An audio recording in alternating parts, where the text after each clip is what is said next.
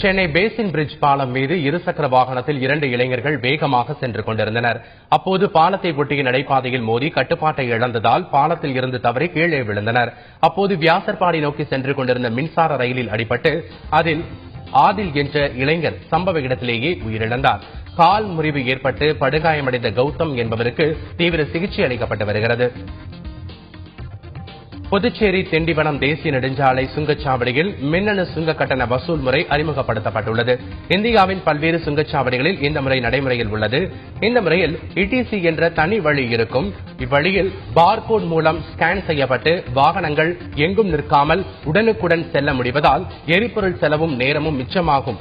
இந்த மின்னணு முறை தற்போது திண்டிவனம் புதுச்சேரி தேசிய நெடுஞ்சாலை சுங்கச்சாவடியில் நடைமுறைக்கு வந்துள்ளது.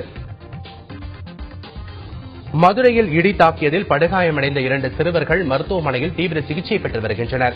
மதுரையின் பல்வேறு பகுதிகளில் இடியுடன் கூடிய மழை பெய்து வந்தது. இந்நிலையில் மீனாம்பாள்புரம் பகுதியில் வீட்டு மாடியில் விளையாடிக் கொண்டிருந்த 2 சிறுவர்கள் மீது இடி தாக்கியது. இதில் படுகாயமடைந்த இருவரும் தனியார் மருத்துவமனையில் அனுமதிக்கப்பட்டனர். இருவருக்கும் தீவிர சிகிச்சை அளிக்கப்பட்டு வருகிறது. ஓசூர் நகராட்சியில் நில அளவையராக பணியாற்றியவர் செலியன். இவர் அண்மையில் கூலிப்படையினரால் வெட்டி படுகொலை செய்யப்பட்டார். இதுகுறித்து போலீசார் விசாரணை மேற்கொண்டு வந்தனர். இந்நிலையில் ஓசூரை சேர்ந்த கார்த்தியாயினி என்ற பெண் பணத்துக்காக கூலிப்படையை வைத்து செழியனை கடத்தி கொலை செய்தது தெரியவந்துள்ளது. இது தொடர்பாக கார்த்தியாயினி உட்பட 5 பேரை பிடித்து போலீசார் விசாரணைக்கு வருகின்றனர்.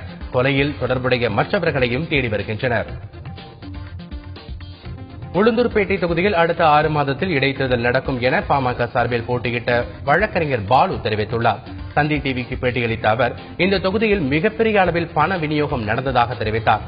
இதுகுறித்த ஆதாரங்களுடன் சென்னை உயர்நீதிமன்றத்தில் வழக்கு தொடர உள்ளதாக தெரிவித்த அவர் நீதிமன்றம் விசாரித்து தேர்தல் முடிவை ரத்து செய்யும் என்றார். மீண்டும் இடைத்தேர்தல் நடத்துமாறு நீதிமன்றமே அறிவிக்கும் என்றும் பாலு தெரிவித்தார். புதுக்கோட்டை மாவட்டம் குளவாய்ப்பட்டி அருகே முத்துக்காமாட்சியம்மன் கோவில் வைகாசி திருவிழா நடைபெற்று வருகிறது. கடந்த வாரம் கொடியேற்றத்துடன் துவங்கிய விழாவில் அபிஷேக ஆராதனைகள், அம்பாள் வீதி விழா போன்ற நிகழ்ச்சிகள் நடைபெற்று வந்தன. முக்கிய நிகழ்வான தேர் திருவிழாவில் ஆயிரக்கணக்கான பக்தர்கள் கலந்து கொண்டு வடம் பிடித்து தேரை இழுத்தனர். சட்டமன்ற உறுப்பினரும் நடிகருமான கருணாஸ் உட்பட ஏராளமானோர் விழாவில் கலந்து கொண்டனர்.